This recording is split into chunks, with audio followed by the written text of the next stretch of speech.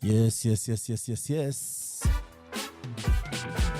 It's me once again.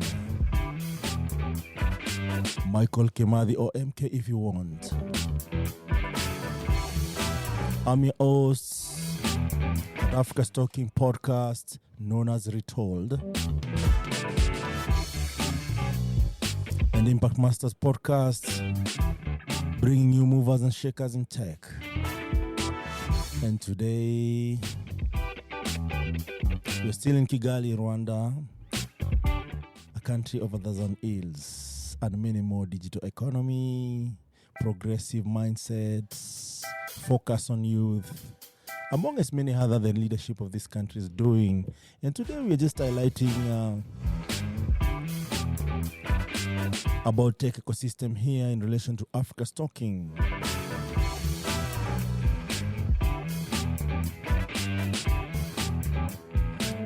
Anytime you think about Rwanda, do you think about Arsenal? Or what comes into your mind? Is it cleanliness? Is it tidy streets? Security? And there is much more that is coming across the country. So look out for Kigali, Rwanda. There's a new airport coming up, I see. And as I was walking around, I saw some stadia being created or built someplace, no, Remera or something. Yeah. All infrastructure coming up. Yeah.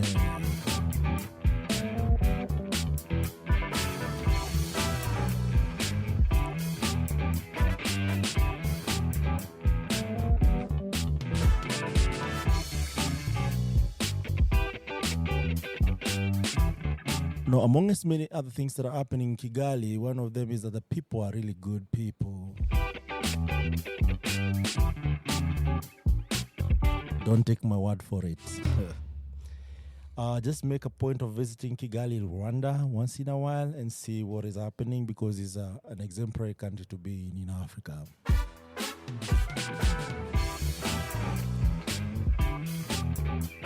So if you have not subscribed to our channel, please do so. This podcast is available in all podcast channels across the world. iTunes, Spotify, Google Podcasts, and your favorite podcasts. And today we are blessed to have one man, the man himself, Robert Tumaini. Robert is fond of using his skills like operations management, data analysis, business development, and research to run organizations and businesses' activity into measurable successes, results and action-oriented or driven, environment adapter, continuous skills and knowledge builder, always learning execution, international business learner, data analyzer, project manager, business strategist, and growth hacker. An alumni of African Leadership University. Actually, this is where we are. If you're watching our video, this is Africa Leadership University, located at Innovation Economic Zone, right? Yes, exactly. Yeah. Kigali Innovation City. Yeah, so we're surrounded by industries here, so you're learning by doing once in a while. Exactly. Yeah. So how are you, Robert? I'm more than fine, eh? Yeah. I'm beyond fine. Yeah, you look fine, man. How is it going? Hey, the introduction was about to make me faint. I thought I'm sitting beside some other Robert or something. Yeah, I'm fine. Thank you for having me. Yeah. So, Robert, here we just tell the African stories, especially guys who are in tech and what they are doing around Africa.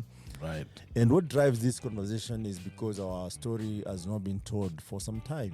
If it's told, it's not told the right way. Right. So we always start by, get to knowing who you are. Not what I've just read. What I've just read is just for, looks more, but it doesn't represent who is Robert. So, Robert, where did you start? So So, but I can start, talking about probably my professional journey. You will have all the time to talk about that. But where did you start?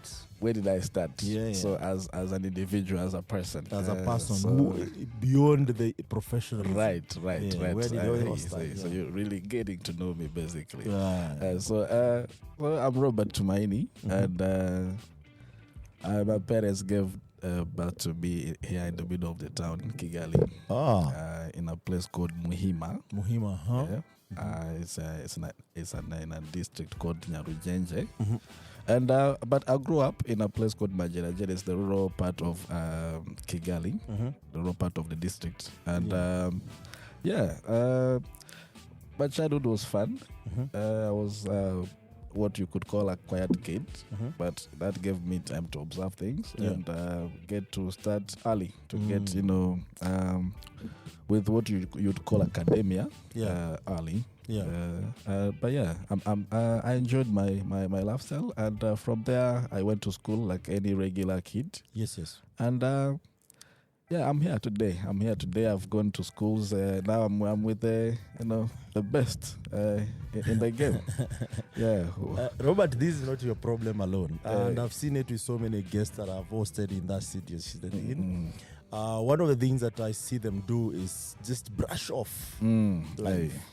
But I'm a believer of that any person you meet their later stage in life or at any point in life, they are shaped by experiences of growing up. Exactly. And that's the most important thing. Also, something else I've realized that so many people actually learn from the journey, not the destination. And given these stories that you're telling here is to ensure that we show it's possible, it's doable, it can be done, and you're doing it. Exactly. And not from the motivational side of things. It's just from the point of reality. That's why we tell it raw, right? Unscripted raw. So if you don't mind, you can tell me where did you go to school, right? How was that like, and your experience as Robert. Right. So usually I would say the traits I have as a human being at the moment, I obtained these ones at the very early age when I was still young. I was living with my mother. In the area I just mentioned earlier, called Majerajiri, which is the rural area, the rural part of the Nyarugenge district. Which is it's not far away from here, right? No, it's about like 13 or 40 miles away. Like a 40-minute drive from here. Okay. And it was a fun experience, I would say, because, to me, I knew what I lacked at a very young age, which might be the correct things that I liked or might not. You would say, depending on a personal preference. True. But, growing up, I was a kid that loved, for example, reading, right? So I used to interact with other kids. I'll tell them stories that I've gotten from books, small books that my mom would buy for me on her way back to home from job.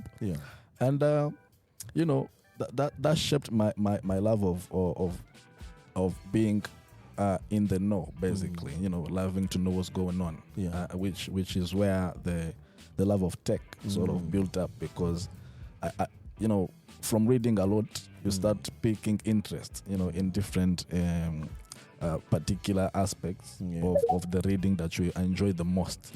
So from there, I kept enticing myself. So at what age did you start reading? I would say so.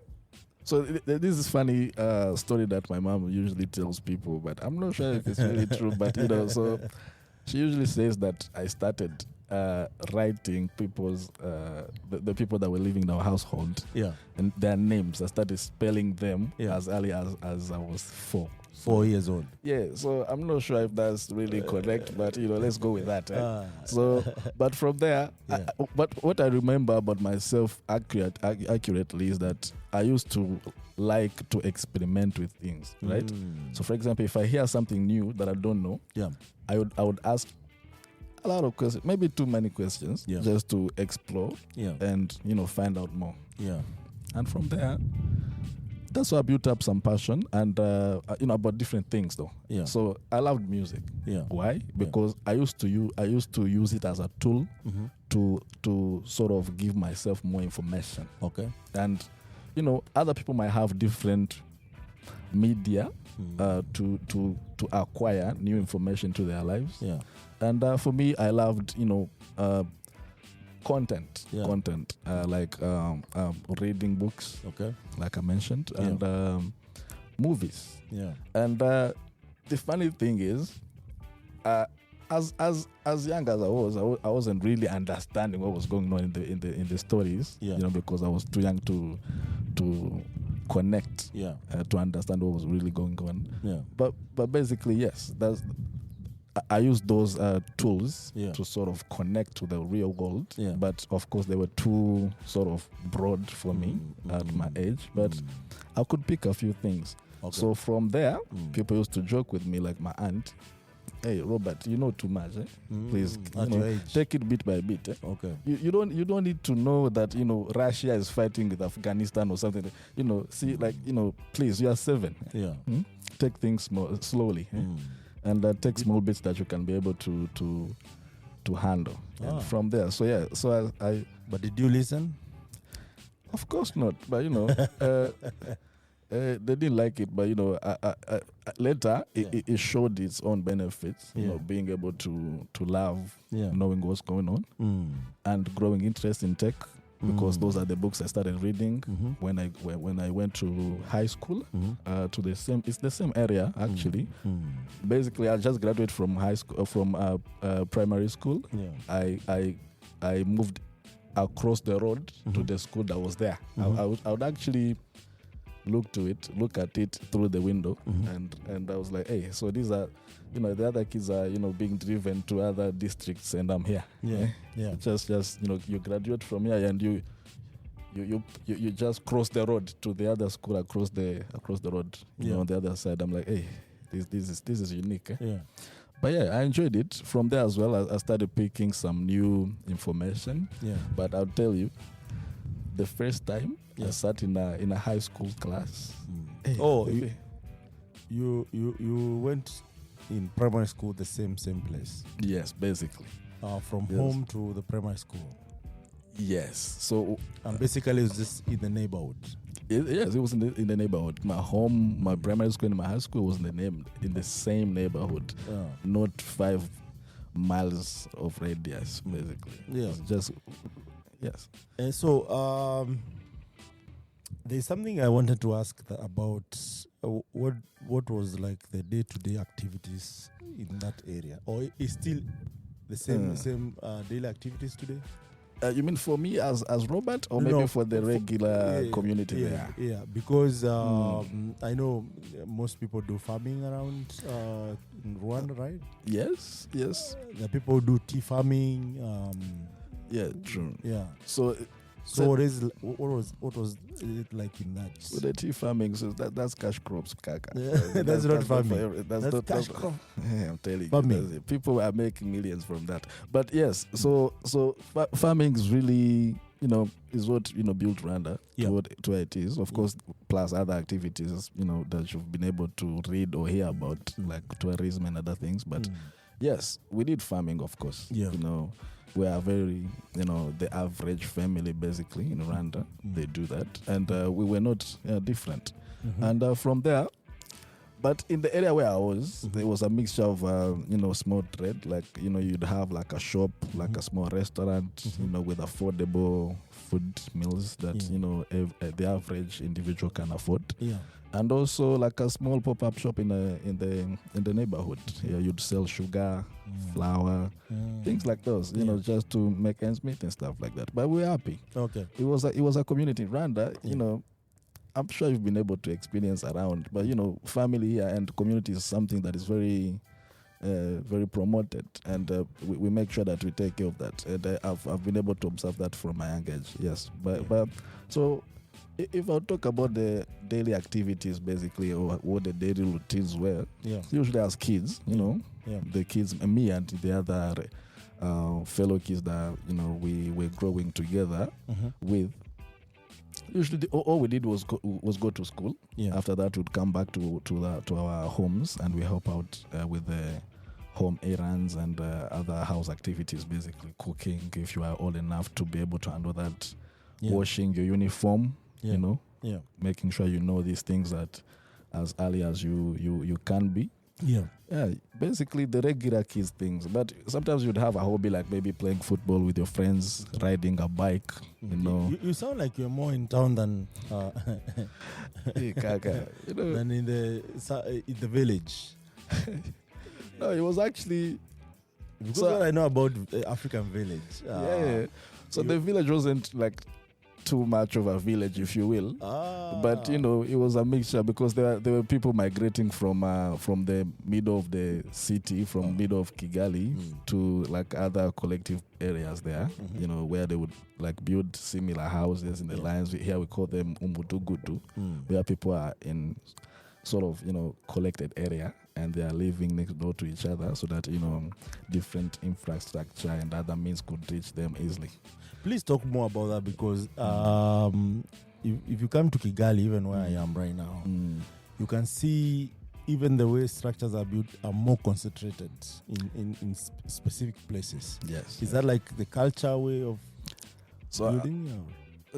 You would say it's more of a culture and also intentional promotion, because in Rwanda we since few years back we had to use what we had. Okay.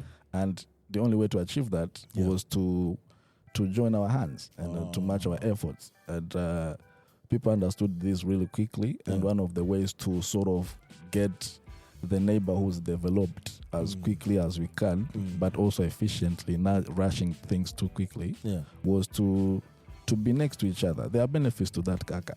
People, if you near each other, you can be able, if you're living beside each other, you can be able to facilitate each other in different aspects of life. Just the way it is. If you run out of salt, you can knock to your neighbor's door. Yeah, exactly. Maybe your cooking oil is done and maybe you forgot to go to shopping, or you don't have the means to go to shopping. Yeah, you can borrow. Yeah, you'd be like, Robert, my matchbox is not, it's not handling my work. Please, let me use it. Something like that. So we have this thing, we usually joke, in Kinyarwanda that, hey, gusaba n'umunyu, which means like usually we lend salt to each other, basically. Say that again? Gusaba na umunyu, which is like sharing like salt, which is just like an implication for another meaning, which is like we are here for each other. You won't be left out to dry, with me here. I got you. Things like that, basically. So it was a very good experience to be in as a kid, because it formed the attitudes that you grew up with. And it would shape you as a human being that we are at the moment. And we grew up to be decent individuals, if you will. So because we had role models around us, our families, our parents, our elder brothers and sisters, things like that. So I would say it was the average African kid childhood. So nothing too special. But it always depended on your choices of life. Of course, sometimes you do things that are not very welcomed. So what did you do? Hey, Kaka. So as a young kid, you could do things. But for me, I didn't do things that are really extreme. It's all right. What is that one thing that you did? Okay. Now that you're talking about it, that you remember vividly, that got you a beating. I don't know if you got a beating when you were growing up. Hey, Kaka. I'm an African child, Kaka. So discipline is a must. Yes. And it's enforced ruthlessly. I won't say ruthlessly, because it's what we call tough love. So I grew up with a single mother. I lost my dad when I was very young. So young that I don't even remember most of the things, most of the experiences I had with him. So I was there with my mom. And my mom wasn't affluent enough to be just around there. She had to hustle around, and she would move around the country, not to be near. So I was at home usually with my grandma. So usually, and the grandma that I had is not the one that usually, hey baby, yeah, please, this food, yeah, please, what do you need? She's like, hey, please, you'll eat this food after you've worked for it. So yeah, we would go and fetch water in small jerry cans, and from there we'd wash the dishes. After then we'd prepare food to cook, and you'd sweep the house. So you learn to be responsible at early stage. Exactly. Of course, we were not starving. Don't get me wrong. But she made sure we knew what we were doing. We knew what reality was as early as it could be. Yeah. But yeah, so really, nothing too extreme that I did that got me the beatings. Just the regular mistakes of kids. Going to school and coming home late. Too much football, and you would think, hey, I'm Messi, but really, nah, really, But yeah, we were enjoying life, kaka. So, but also we had these things we called BA. So there's this small circular, sort of, how do I say this? So they're sort of transparent, and they're small, and we used to sort of use them to kick each other, like we'd kick and. So those things. Yeah. They're still there. I can't recall the name, but even when I was growing up, we used to. Yeah. We used to give we used to call them gololi in Swahili. Gololi. Or bilgoli in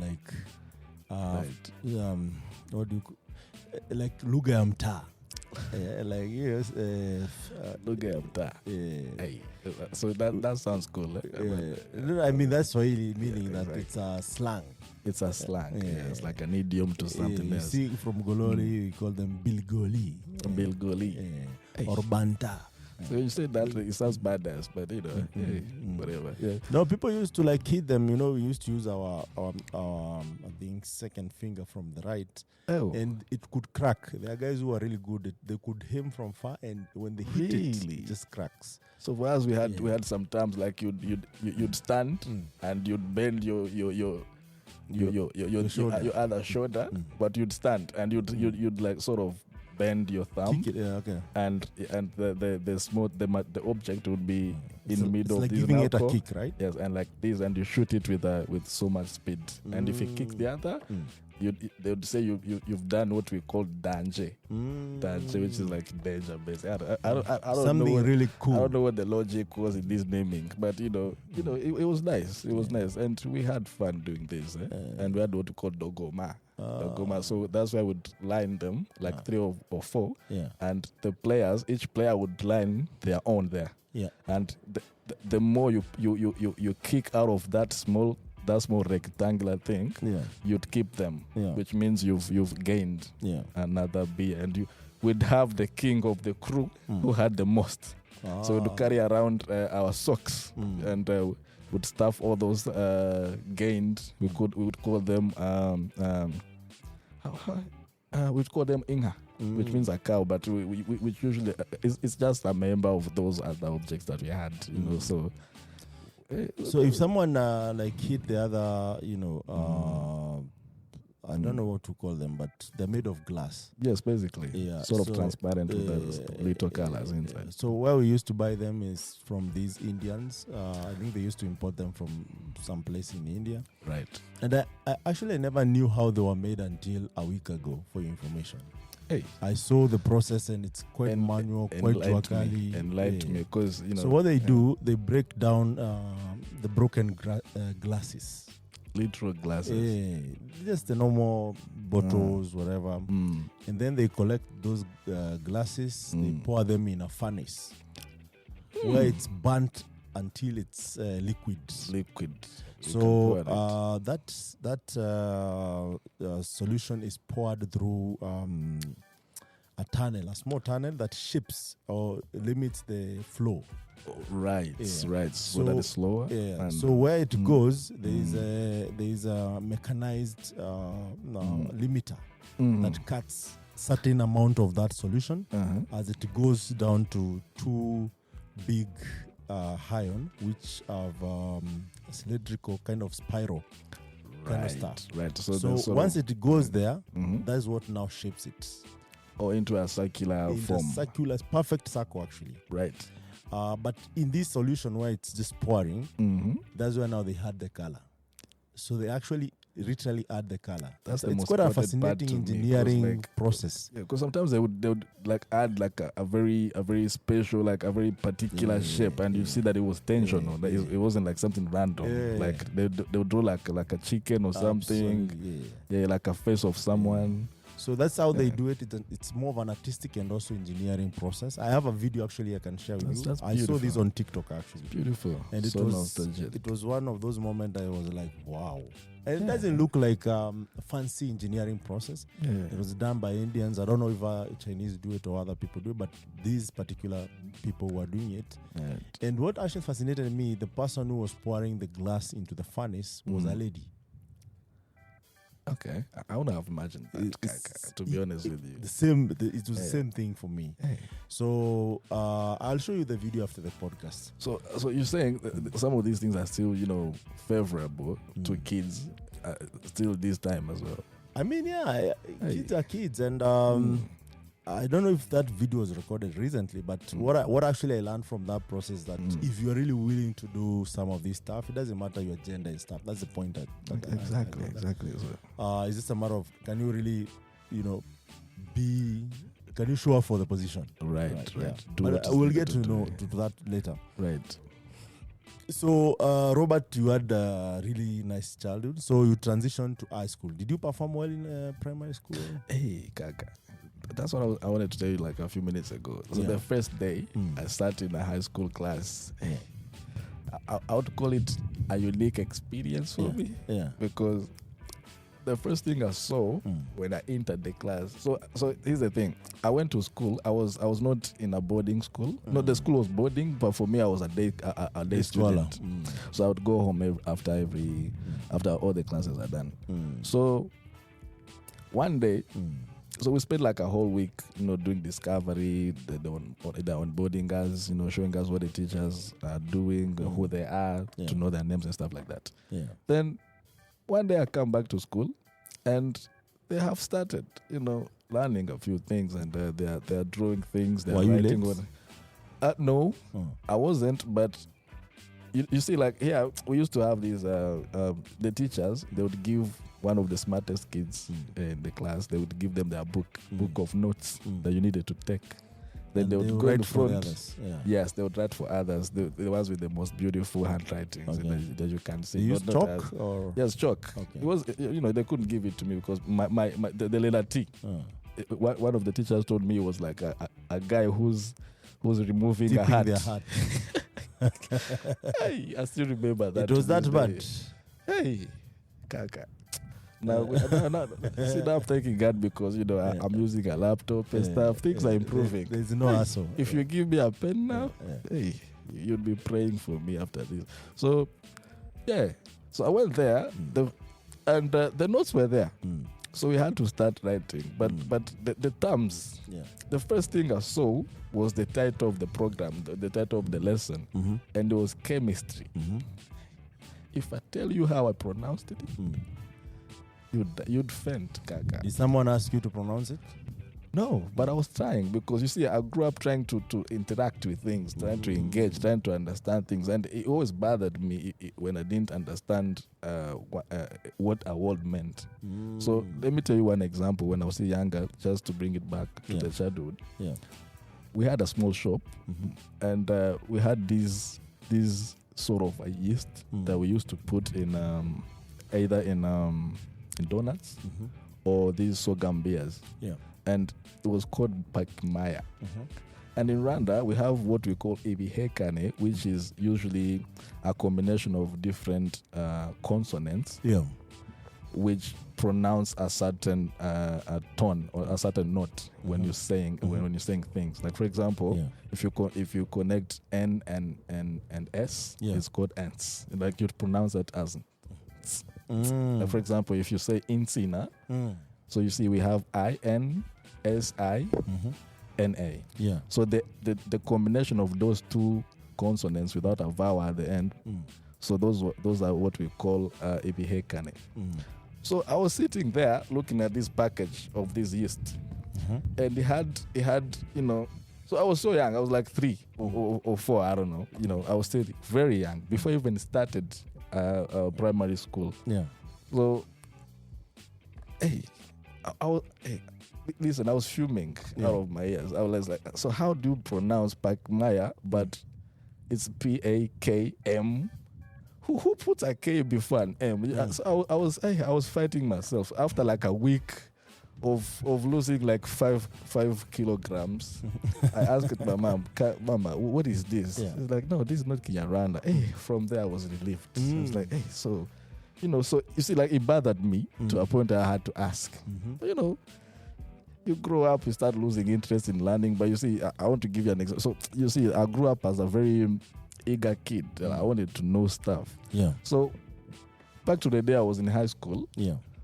The first day when I saw the title chemistry, it bothered me. How did you see it? It was my first time seeing such a word. Yeah.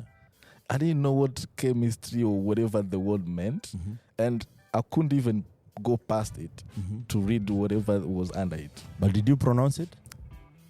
Yes, but or did you try to pronounce it? But the things I said, they're not any language that exists in the world.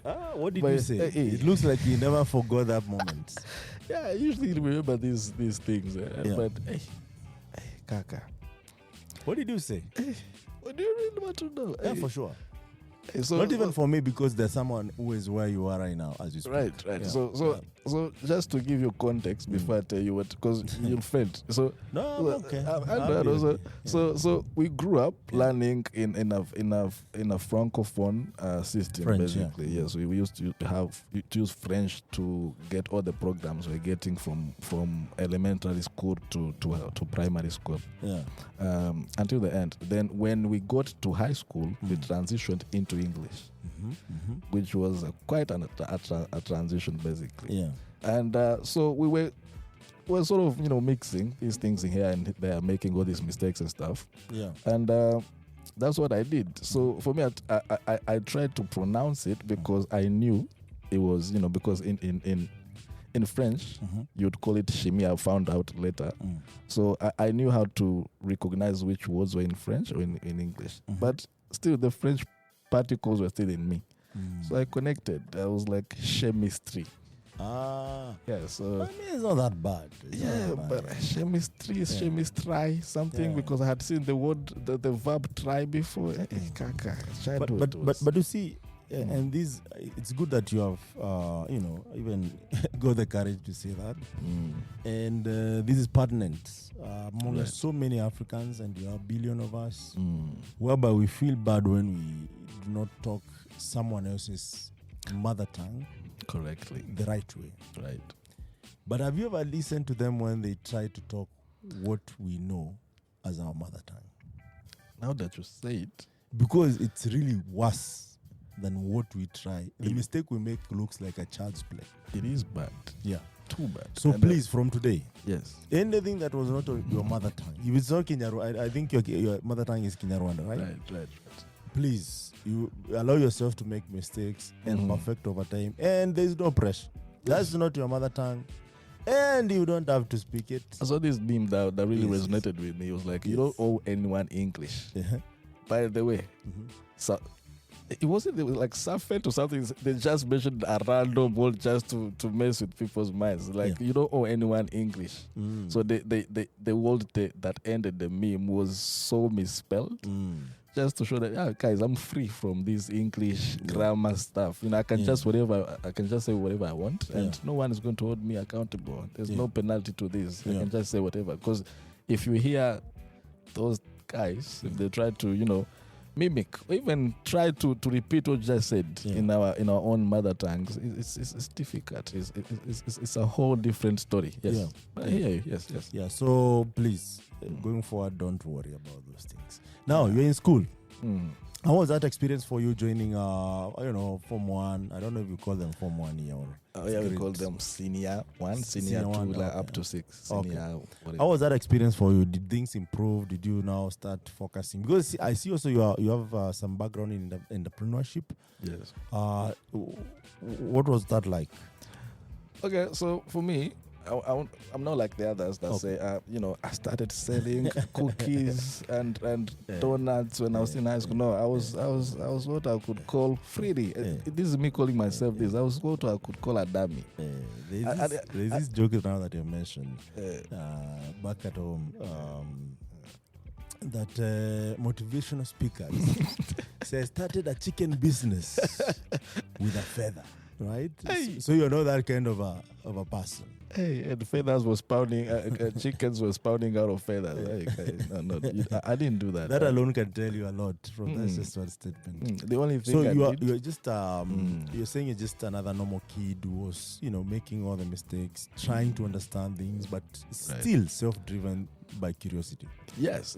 So the only things that I could say that I did that were close to being an entrepreneur or anything. So from towards the end of my high school, my primary school, to the early ages of high school. Yeah. The only thing I did was help my mom in her shop.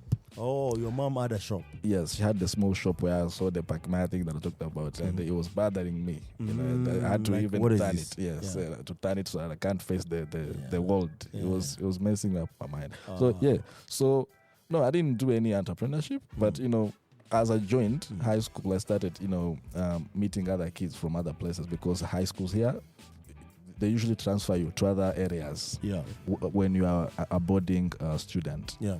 So, I started meeting other kids who were doing sort of similar things to entrepreneurship, selling stuff, telling us during the, when we go to for holidays, please join me and we can take a trip or something, and they would charge us some money, and they would say, for example, from because the school was in Majerajiri and would come, some of them, they would come for holidays and they would have to come to Kigali because that's where their homes were. And we have these things that happen every year. We call them expo. So they are short of expositions and different companies, different organizations are showcasing their and also selling their work there. So this Kagame Expo, which he encourages and he has built a good economy out of it, it's not something that just started the other day. It's something that he has built consistently for over the years. It's been here for decades, basically. Yes. Nice, and it's a good thing because we might get to that, but a lot of companies are getting values from that. Nice. And we get to discover things from and we have now some other types of expos where even international global companies come and they can showcase whatever they're doing. And we love that, and it's a good thing. So when we went to holidays, some of these kids would charge us money. So they will say, so Robert, give me 2,000 Rwandan francs. I'll keep it for you. It'll include ticket. It'll include yogurt. And some walk in the park or something, right? So that is in Kigali. Yes, it was in Kigali, and the school was still in Kigali, but in the rural area of Kigali. So we'd take a bus, a small mini bus. Oh, so they would still come through with that 2,000. Yes, you'd contribute. So they would go to like 10 or 40 kids. Someone who has not seen Kigali would get this to even those who live there. But it was an experience. So you see, what we wanted was like a vibe, like a collection of other kids where we get to talk, just to celebrate that we are free from the books for like 2 weeks or something, right? What did you learn from that, Chief? A lot. I saw that hustle is real. First, the hustle is real. You can make money. Yes, you can make money from basically anything. You can sell things that are not even yours, and people have money. Mind. As long as you package the story correctly. So you're going to meet these other kids from other schools, people you didn't even see before. You're like, hey, so these people have like 3 legs or like 5 heads and stuff. You'll be sold. Yeah. Just as long as you package your story correctly, people are going to buy your stuff. Just make sure you tell them things they want to hear or things they should hear that they don't think they should hear. Yeah. So from there, I learned a few things. But yeah. And what did you do about it? Not much till I joined so you just university. Like, okay, I can't pull this move because I don't live in Kigali, number 1. Number 2, I'm in school. But number also 3, I don't understand this process. But I'll give tribute to one trait. Yes. Because I grew up as a quiet kid. So I grew up as a one child. Just observing. Yeah, because I don't have... you don't have siblings? No, I'm an only child. Oh, okay, interesting. So that sort of played. Was that so lonely for you growing up? Not really. Not really, because I enjoyed being Did you alone. get spoiled? No, hey, if I tell you the stories of my house, no, I didn't. Not at all. Hey, you grew in a proper discipline. Hey, because so you see, just small context. Yeah. My dad was in army. Yeah. He was a soldier with some ranks or something. Yeah. And my mom was not different, but she wasn't in army. But the movements she made. Hey, is it true what they say about military wives? They're also military. Maybe even worse. Okay, now was better. Yeah. They are more strict. More stricter than even the fathers. I would say so. In my own experience, yes. From what I remember, I remember my dad wasn't there for so long, but from what I observed from other military families as well, the kids would tell you the same thing. Crazy. Okay, so not really terrible, but you get to learn later in life that these were these things you went through with your mother were important. Yeah. They were important. They were shaping you for something else. Yeah. But there's one thing that I've learned. My mother didn't really care that I was one or it wasn't different for her if we are one or if she has like 10 kids in the house. You're still going to get the lessons that you need to get, and the lessons if you know. She's not kind about it. Yeah, yes, for African mothers. So, Robert, fast forward, you're in high school, you've joined senior 1, senior 2. Was it difficult for you in terms of grasping the concept taught there? Yes, academia, yes, but I coped up quickly. Yes, I was put up to speed. I know you're a real smart chief. Yeah, but the question here is when did that moment of I want to really grasp my concept and keep them and be able to prove that this is it? So the moment of the realization that I needed some help came in when I was the 31st out of 40 kids. The first term of the senior 3, senior 1. Oh, senior 1. The very first one. And how did you get this help? So when we came back to school, my mom is not very, very pushy. She believes in me. She knows I can do things. She had been, observing me since I was a kid. She knows that I can have some flop moments, but she knows I can always come back way stronger. Yeah. And I've been able to prove this to myself as well for quite some time. And I did do that. And I reached out to the kids in the same class. So what can I do? What do you suggest? And I was mimicking their moves, how they studied. So these are smart kids. Yes, the ones that were grasping things a lot quicker. Yes. So what did you mimic? First, few things didn't work. I tried to memorize things. And you realize they memorize a lot after every other. Some of them, the ones that were, the ones that were the first ones in class, the top kids in the class. The top 3 or top 2, top 1, the top 5 or something. Yeah. So they were. There were courses, of course, that required, doing these things, like, because in high school here, back in the days, I don't know what they are doing now, but we would need to sort of memorize a few things, like, for example, definitions of things, like what is entrepreneurship, who is an entrepreneur, what is a company, I don't know, things like that. You need to know the exact words back then. Now, since I understand things, I can always find a way to go around and find the right thing for you. But, back then you didn't really understand what the concepts are because it wasn't really practical. It was just notes that you were copying from the book. And you really didn't experience these things in real life. But now I've seen things. I can give you like an explanation. I've read a lot too much. But that's how it was. So I tried to learn. I tried to mimic, to copy what others did. Yeah. Some worked, others didn't. Yes. So, how you finished, of course, your high school. How did that really go? Was it much better than primary school? Yes, high school really gave me a very huge shift in my perspective on what learnings actually is. Because in Rwanda, the high schools, the high school program is split into two programs. You have what we call ordinary level and an advanced level. So ordinary, you have all these courses that all of you in the country are taking. Yeah. And in advanced level, you get to choose, or they choose for you what specialization you can get. So for me, in advanced level, I did what we call TTs in Rwanda, Teacher Training College. So I was, so studying you also how a to be teacher a teacher. chief? Yeah, I did do some teaching. Primary or high school? When you are training yourself in high school, you can only teach in primary. Oh, I see. And so because of the level. Yes, and the experience that you have. Yeah. And the kind of knowledge you can be able to impart to kids. Oh, Yes. but I normally see also guys who get A's and then they go back to school they were in as either mathematics assistant, no proper teacher though. Yes. Does that also happen here? No, it doesn't. It's not really popular here. Okay. Yeah. So you finish high school. Where did you go to after that? After high school, here at ALU. Yeah. So were you invited? Did you apply? How did it? Hey, the early ages of ALU, you had to work for these things. Even now, it's actually a lot more difficult now because now they are writing research papers and stuff. We didn't do that. We only did some Before written. even you join, you are writing research papers. For us, not that much. Yeah. So the research we did wasn't, really.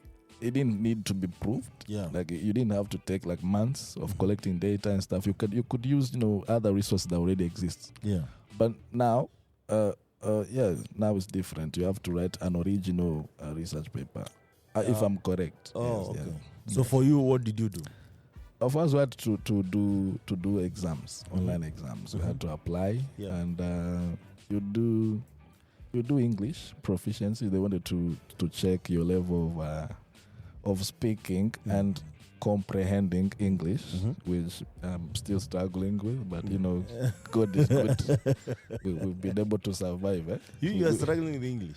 Hey, you see, my English is short. Eh? And by the way, just to note, ALU was not where we are right now. It was in town, right?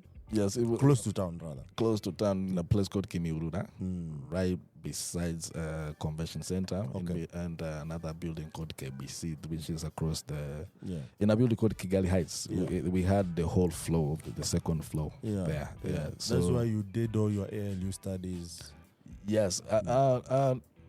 So when we started, they had plans to build this same facility we're in at the moment, and they were doing that simultaneously. So when we graduated during the very bad times of COVID-19, but this one had been completed.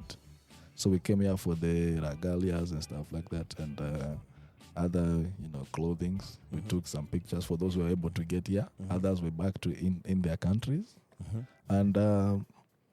Yeah, we did that thing, but for those who don't know, Africa Leadership University takes a student across Africa. I think in most of the countries, if I'm not wrong. Almost all of the countries. All 54 countries. Almost, yes. And what do they teach, really? So things are evolving at ALU, but when we were there, we had, I believe, three programs, if not four. So we had what we called computer science. Yeah. Which is now software engineering. We had other three programs that are now combined into one. One was international business and trade, where we got to learn about people management, business modifications, and other important business particles, and how you create a business and turn it into a success. Yeah. How you run a business and turn it into a success. Then we had another one called entrepreneurship, where you had to start a business and turn it into a success. Yeah. So one you had to manage one. Of course, you can start one. There's no even the computer science skills. You could start a business. There's no issue to that. I'm just saying what the programs are about. Hey, I don't want to get a call from the chancellor. 4 years. Yes. Do you think it's an exemplary curriculum that most schools could learn from? Let me tell you. ALU, Yes. the outsiders don't really capture what actually ALU is. ALU is a place to connect first. So there is a lot of connections that happen around here. Yes, of course. That's if you pay attention to what's really going on, right? Yeah. So ALU is the best place to connect, first starting within the community, because we are kids. So for us, I believe we're kids from like almost 42 countries. You see, like that's almost everyone. Now you could wonder, you'd think, these are kids that will just, come here and study and stuff like that, and you get their degrees and leave. It doesn't happen like that. ALU, they emphasize, they show you the benefits of connecting and building rapport with each other. Getting to know each other. What are their strengths? What are their points of improvements? I was going to say weakness. I didn't say that. Yes, things that you can help each other, grow better into. And there were tons of those. There were tons of experiences and experiments where we had to connect and to get to know each other. And you'd wonder, you'd see, after we graduated, some of us are still trying to build their careers. But you'll see, in 10 years, fruits will start, thrive. Yes, exactly. And this is very interesting because there are people also believe that not much of education that happens in most of the universities. Of course, there is what is required of you to pass and to graduate and all that. But besides that, it's also, the people you meet there, the experiences that you have in the university, and the ability also even to self-drive yourself. Exactly. Do you think ALU is outstanding in terms of that, or from your experience? ALU is very practical. Yeah. There isn't a lot to learn in class. Yeah. And of course there is, if you choose to study only choose to get the information you want to get in class. There are those, if you want to read, you can read. But the best way to get the most out of ALU is to practice what you are being given. And it's not like it's encouraged. It's there. You are supposed to do internships. It's designed. Yeah, you are supposed to do internships in our age. I don't know if it's the same system at the moment, but we had to do 4 months every year of internship.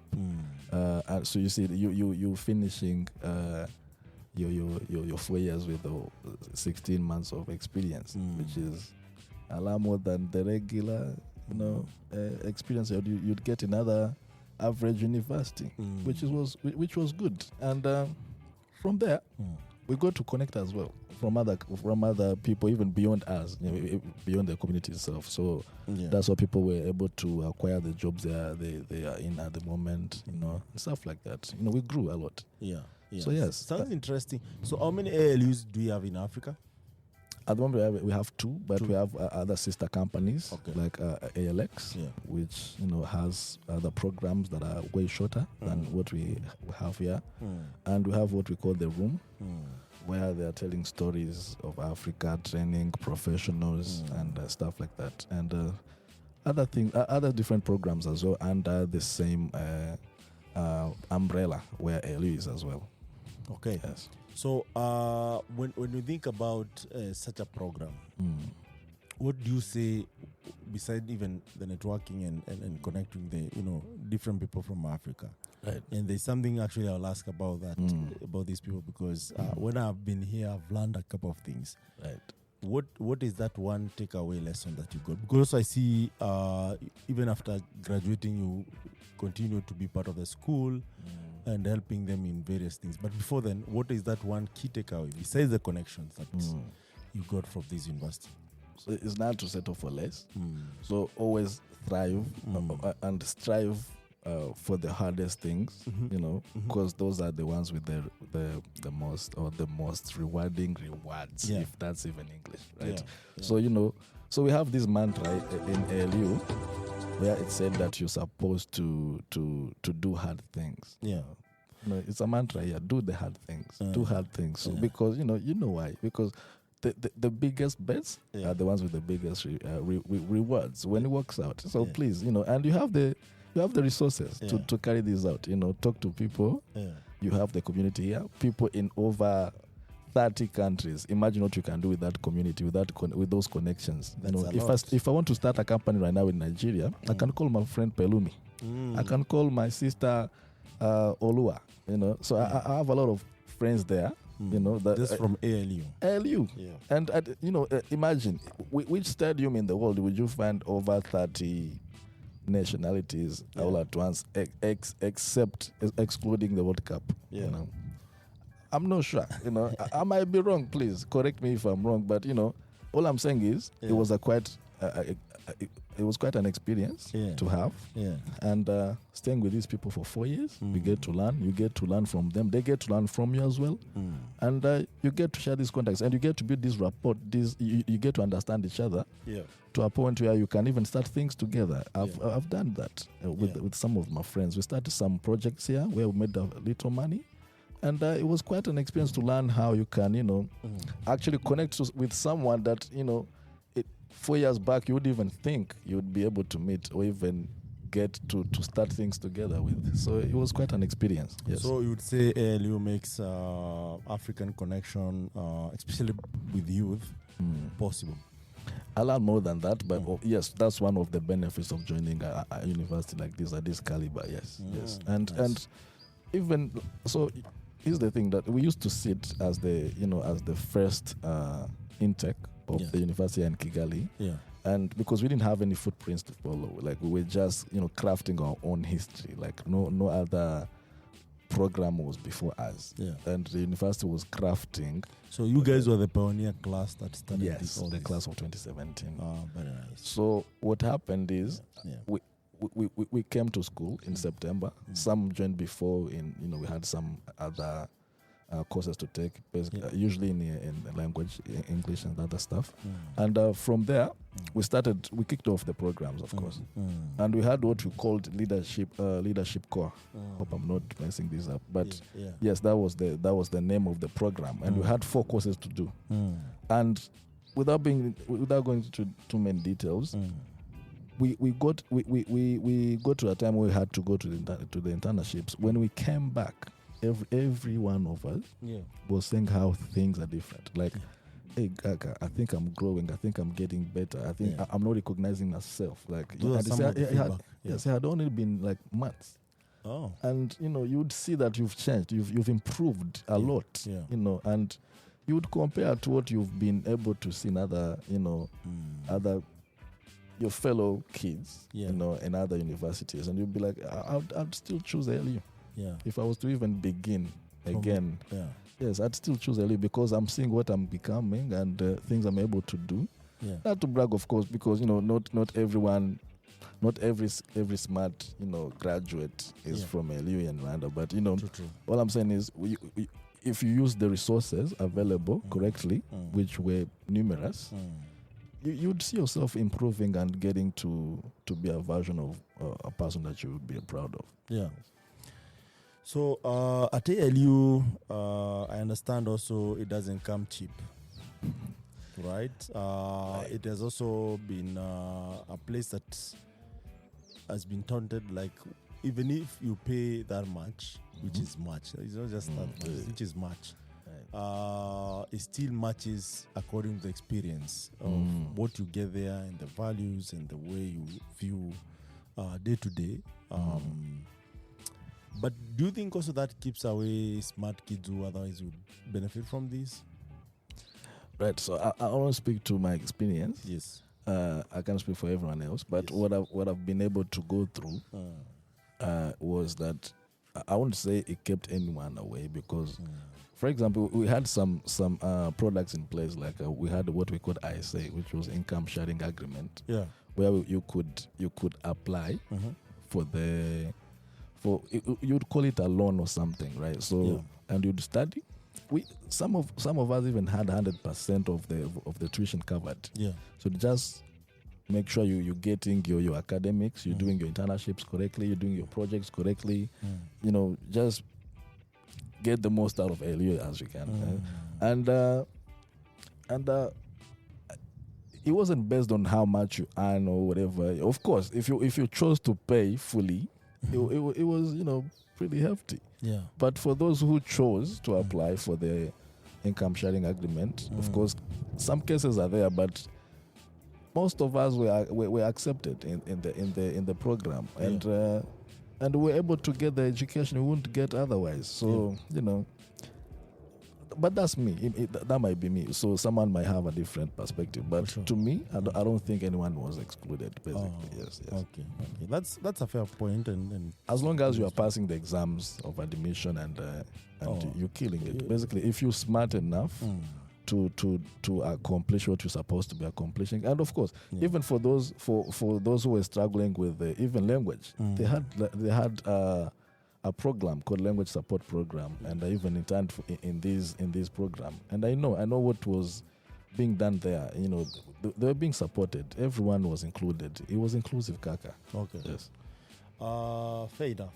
So, would you say in that case that if you failed exam, it doesn't matter if you could be able to afford the full fee, and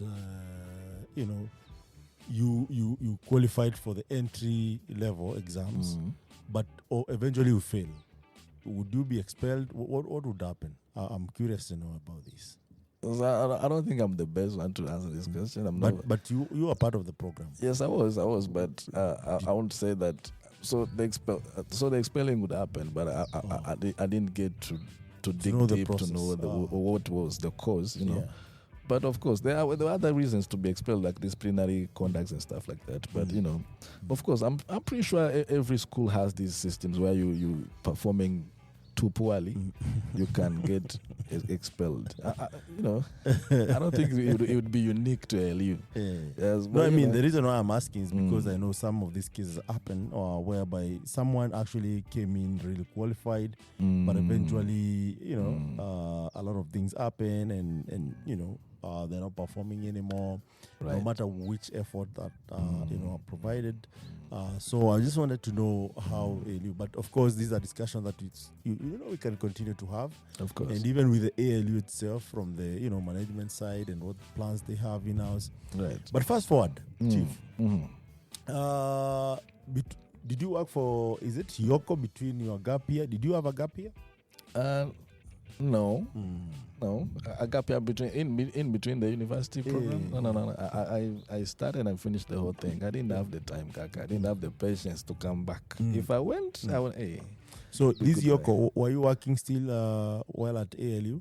No, it was my first ever internship in ALU. So in my first year, I did internship as a business strategy assistant there. Yeah. And we were doing market research in Rwanda, Kenya and Mauritius, and also South Africa, where the headquarters were. So this was not a Rwandese company? No, it was a South African company. Yes. So ALU people always works with international companies? Not always. Even at the first year. You see, like ALU has missions. You have you have goals. You have goals that you want to achieve. Yes. Either by when you finish, by when you graduate, or also beyond.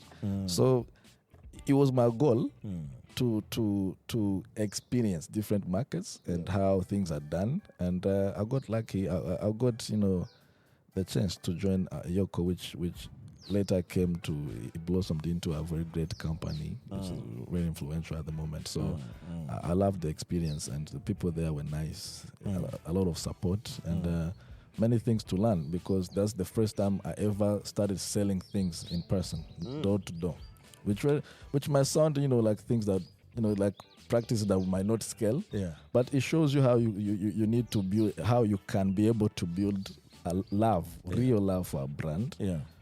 That you can create a brand that people actually connect with, because you're there in their faces. And of course, these are not, you can't scale this. These are not cost efficient, but or even time efficient. But they lay a foundation for a brand, for a company to build the more efficient, the scalable stuff upon. Yes. So fast forward, your second internship was working for, you co-founded a company known as Melos. Yes. What was this about? So, right. This is what you co-founded with your ALU alumni? Yes, I had two friends, which later was only one friend, and how stuff work. So my friend Erastus Kirui, shout out to this guy. He's amazing. He's a genius. He's a genius engineer. So we used to hang out. We were, schoolmates, and we would hang out. We'd talk about life and stuff like that. And once we talked, on how let's make some money, kaka. We are broke, huh? Yeah. So I tell you. hey, yes, of course. Things were tough. Students, yes. Kigali Heights manenos. If you come, lunch at Java is 10,000. 10,000. Our listeners, if you come to Rwanda, visit Kigali, you understand when this chief says he was the standards. He was spending a lot of money in there and not remaining with anything. Yeah. Not even, you don't even have the rito to start with. Yeah. So we said, so here's the thing. I used to go to the hostels where the students, the fellow students were living. And they had a fully fledged kitchen in every apartment they were living in. And they would cook. And I would enjoy their food, So these are different cultures. I remember my friend Musa Sharif is from Liberia. Please don't kill me if I'm saying this, if I'm mistaking this. But he would cook food that's so delicious, and I'm like, Kaka, I would pay to eat this food. And he'd be like, just enjoy. Just enjoy your food, Kaka. Don't be too harsh on yourself. And it was a whole experience, and some friends from Kenya, and others as well, and some food from people from some Arabic countries, and see this was a whole mixture of cultures, and the feasts and the food, the meals they were cooking were a whole different experience for me. So I was like, I told my friend, can we make some money from this? Because I know some people might pay for this. Because in Rwanda, we are, the flavors and the taste and are very limited. You guys have good food and you love food, right? I would say yes, but if you travel around, if you go to other countries, things are different. Yes, and you get to enjoy different tastes and different, types of things like that. And we later found out, fast forward, that people were not coming. So just to give you... So these mellows was about cooking. So it was, to give you a very short explanation, it was Airbnb, but for food.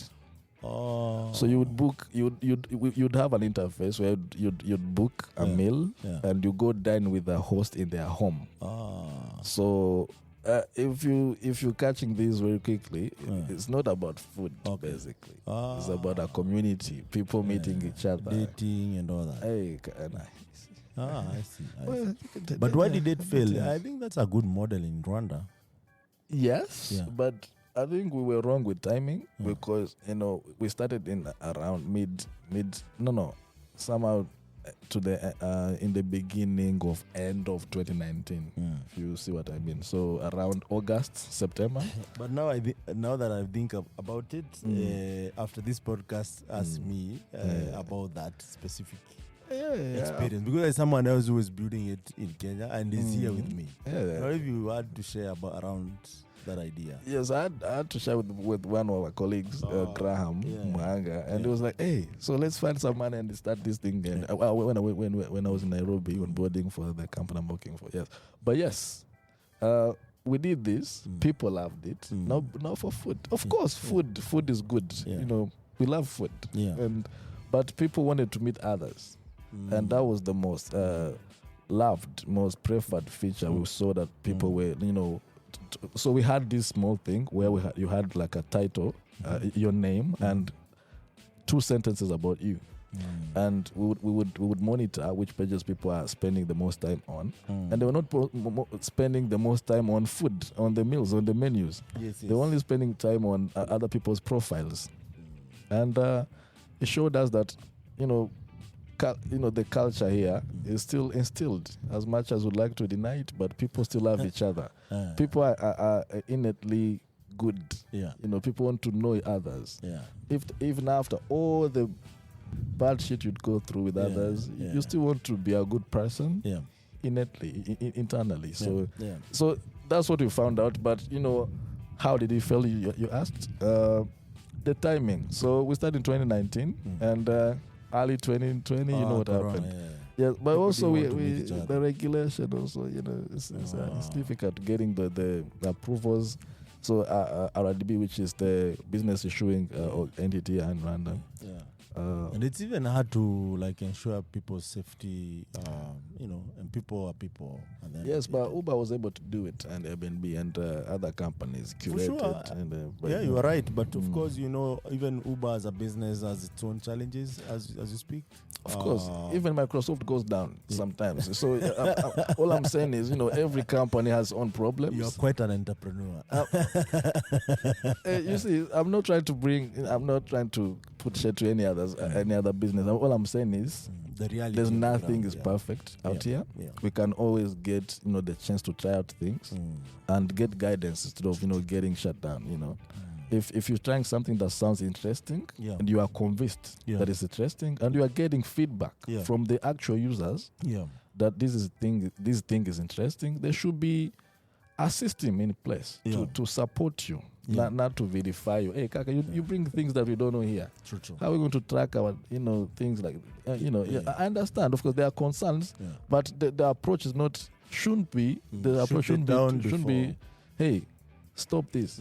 Should be like, how do we formalize this thing? How do we work with you to support you? Then maybe you can slow down, in growing, and we can start maybe with 100 people. We do a testing of different, systems or how you can deliver these services that you want to deliver, and how we can, track your earnings so that we can take our taxes, stuff like that, so that you abide by the rules and the regulations that are in place. Or even they can even create your own. Absolutely. But things are improving, Kaka. There are now sandbox around, where early stage startups can apply, and they would work with different entities, regulators to maneuver things and be able to live. Yes. But for us, the main challenge was called COVID. And it was really hard to gain trust again out of people to, hey, you're going to meet someone. Used to put people in the stadium when they do not comply. Hey, when you say like that, Kaka. No, it was, so you see, we had rules to follow, because this was a quite a particular, a very unique moment. So we had things to follow to be able to survive. And you see, a country that's not as resourceful as the others, like Rwanda, it cannot afford the people are the resources. True. So if you can't maintain their lives, then what are you doing? Sometimes you can give them the tough love, so that you can survive this thing, because everyone is selfish. But of course, someone might say, on the contrary, that if you talk about that today, it was just, no here, no there. After all is said and done. Yes. But, that's a discussion for another day. Exactly. So, fast forward, you worked for various companies on various positions, but were they all tech? Yes. Yeah. Why tech? So, I've always loved. There's Aurora Tech, Get Equity, and there's Techstars. Techstars is just a project that I continued with my friend. We started that after Melos wasn't working quite well, and and we were having trouble. But what we found out about Techstars is that other companies are also having the same troubles, but some could be saved. So we started. So was this funding issues? No, just business maneuvers, like business models, maybe changing from a brick and mortar business to online. It was sort of a clinic for businesses. So we would help others, set up online presence, or even maneuver, even if they had, some of them even had the online presence, but they were not getting the orders or whatever they wanted to get, the growth they were shooting for. So we're there to help. Yes. So we had the experience. We had some of the lessons we got from LU, the internships and stuff. Of course, we had our level of delivery. But we did good. How many of you from ALU were working for that company? We're four. Okay. Yeah, we're just a group of people trying to help others. Absolutely. So. Also ALU has this program where they have certain companies that they offer graduate or interns to, as it is. Yes. So we ALU, as for my understanding, when we're there, we had this program called career development. And there will be a lot of opportunities you would apply to, which would be like job vacancies in different companies, and you'd filter which ones you want, and you would apply, and they would assist. They had one-on-one sessions with any student that was interested. Yeah. You know, they would give you career advice. They would actually help you practically achieve. You know, they will help you. You know, find the companies that you want to intern into, or to intern with, and also companies you don't want to work with, and it would help you understand what the requirements are, the skills that you need, the capacity in those skills that you need, so you can go and freshen up and, you know, build up, stack up, you know, your muscle up your experience, basically. Yeah. Yes. Yeah. And fast forward this year, you join Africa is Talking. Yeah. Yes. Big boss. One and only. The best. How was that experience, Chief? Hey, so if I tell you, it was actually random. Okay. Because I didn't know about Africa's Talking before. Okay. But I was like, so you see, there was this wave a few months ago. It's still going. I'm not, you know, knocking anyone's game, anyone's hustle. Yeah. I'm just saying, you know, AI. AI was everywhere. Artificial intelligence. Yes. Yeah. So I was like, just not to give you too much of the stories, but I was like, fast forward, who is going to lead these technology developments that are coming up in Africa? Okay. Because I always believe that Africa has its own problems that are unique, that are different from what any other countries in other continents have. Yeah. And they'll only be solved by us. Okay. You get what I mean? So please explain. So Africa, for example, let me give you an example. You'll see in some of the countries here in East Africa. Yeah. Just let me give you a very dummy example. So you see, we have these architectural plans when we are building our homes, and you'd find a house in Kigali or like Burundi or Nairobi with this pointed roof. If you see what I mean. Right? Yeah. So you'll be like, hey, but if I remember correctly, these plans are for places where they have a lot of snow and stuff like that. So they don't want it to be too dense for the house when it's stuck there. So they build a pointed roof so that it can fall off. It can fall off. So like, it has never snowed in Kigali. Why do we have millions and millions of these? Now that you talk about it, I don't know if our viewers can see it, but I can see a couple of houses and they look like well, maybe you can insert some footage and stuff like that. You know, not only here, but some other places as well. So, so you see, like I was like, so we like to mimic. You know, why are we driving copy and pasting? Yeah, like why are we driving V8 cars with V8 engines in a country where the top speed is 80 miles per hour? Like, you know, your turbo opens at 90.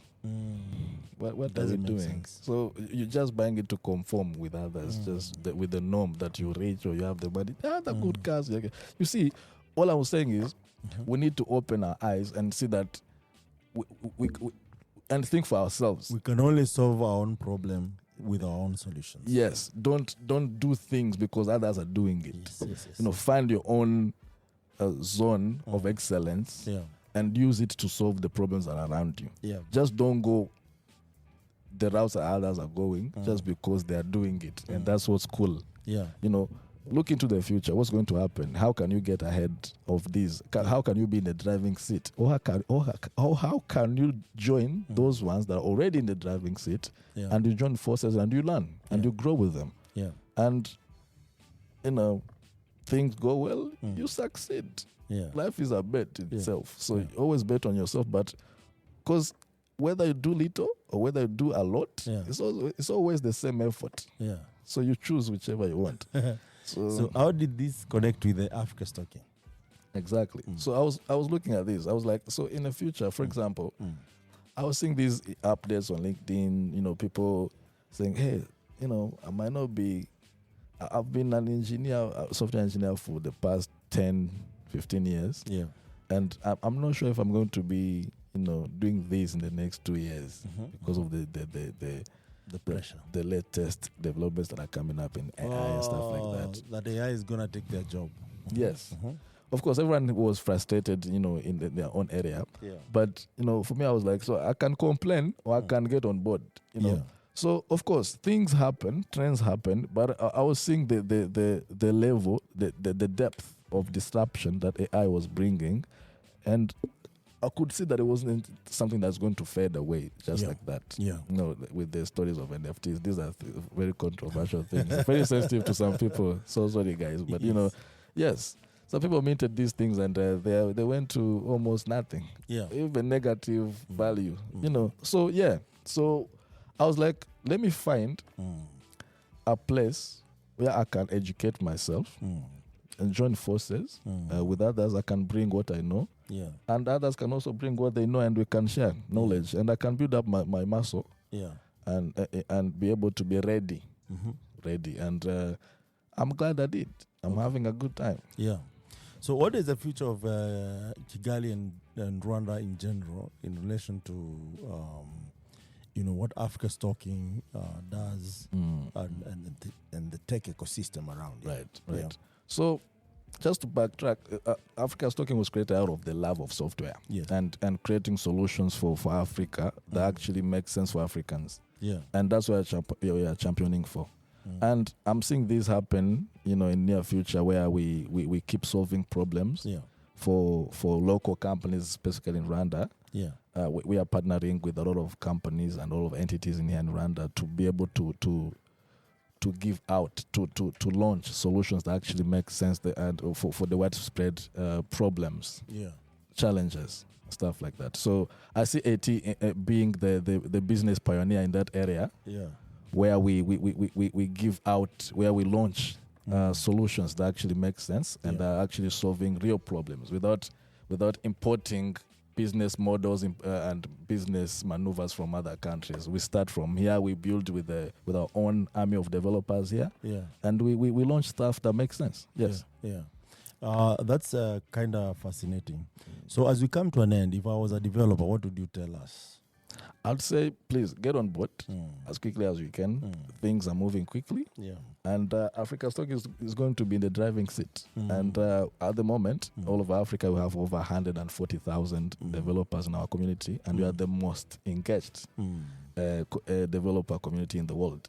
So you'd see what that means. What do you have in store for the developers around? So we are hosting hackathons at the moment as we speak right now. We have hackathon. It's ongoing. It's ongoing, and besides the cash that you get to bag when you go home after you win, you get to join the same community that I was talking about, and you get to share knowledge and skills with other fellow attendees. And you have the chance to work, and also if what you create is something that you are passionate about and you would like to continue pursuing it as a business, we have a platform. We have a marketplace full of amazing stuff that was created by developers in our ecosystem and other partners, and we would love to vet it, the program or the software or the solution you're creating, and see if it's fit for the criteria of being on our marketplace, because it's for the best. And from there, plus more other benefits, please join ALU, Africa Stocking. Also join ALU, no problem. Yes, only the best. Yes, after ALU you join Africa Stocking and we're good. Yes. So the link, just to plug ourselves, community. .elarian.com. There you can find all the information that you need. And yes, developers, you are welcome. And my name is Robert Tumaini. I'm anywhere you would want to find me, and you can follow me on Twitter on the links at the screen. And yes, and we can get in touch, and I can give you more update on what's coming, and things will keep evolving, and the best is coming. Yes. What would be your parting shot to our listeners? Please elaborate, Kaka. What is the key takeaway from this conversation? All right. So I would say, always learn. I'm learning. I'm never where I want to be. I'll never get there. I'll always keep the hunger to obtain more knowledge, more skills. Always connect with people that are in places where you want to be, and also look out. Do things that people need. Don't just follow the crowd. You can if it's important for you, but please, let's create footprints for the others to follow, and let's lay foundations for others to create things that Africa needs. Yes. Very nice. Thank you so much, our listeners. That was Robert Tumaini, country manager, Africa Stocking. And coincidentally, as we finish, it's gonna rain. That's a blessing, I think. Tell you, it's been quite some time, and the past months were too hot for me. Yes. Yeah. Thank you, God. It's a good day. It's a good day. It is. I say it's a good day. Day of the Lord. Day of the Lord.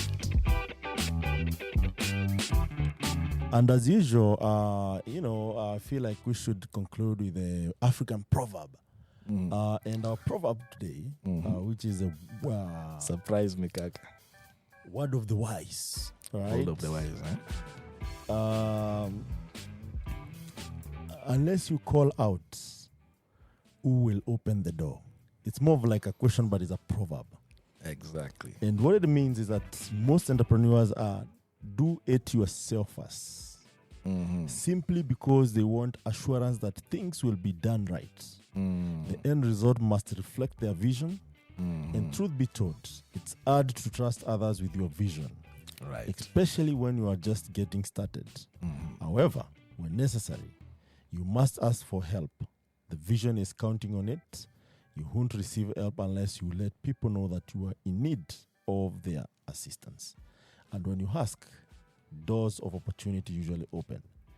Don't get in your own way. Right.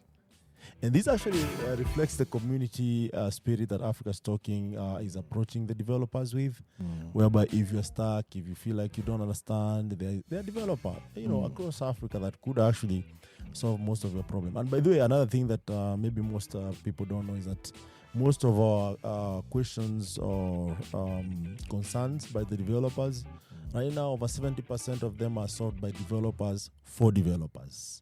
Right. So not just top 1% community just by chance. It's because you're intentional about it, and we want developers to build scalable solutions. Until next time, my name is Michael Kimathi, or MK if you want, representing Impact Masters podcasts, Africa Stocking podcasts, and at Africa Stocking provide USSD, SMS, airtime and data, and voice solutions. All this designed for 2G technology through API, integrating with all telecoms across the world. Thank you so much.